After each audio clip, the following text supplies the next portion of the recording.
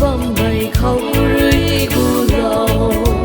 Israel mày khâu xuyên mày tàn ta lòng mày cũng na riêng ra na cặp mày bận tì khâu rưỡi gu lầu thế ấm ngắm lạc mày tan đài mày tay ta lầu thế chú beli ta hau mày quay hay sẵn gai liang mới về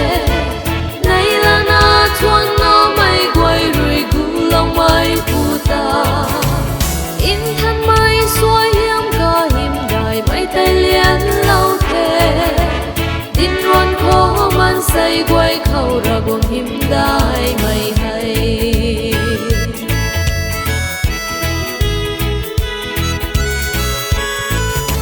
riêng mày pan ti khâu a nhiều bầu bay nương lung lầu tình cũng chinh chinh loan tuông bằng qua rít phung la na mày kin man cần thể riêng mày hậu mắc na tao thu riêng mày sang đây a nhiều khăng đi lâu thế chú beli ta hậu mày quay hay sẵn gai liang mới về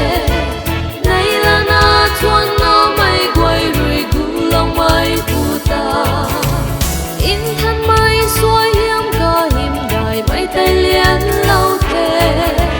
tin ruan khó man say quay khâu ra gồm hiểm đài mày hay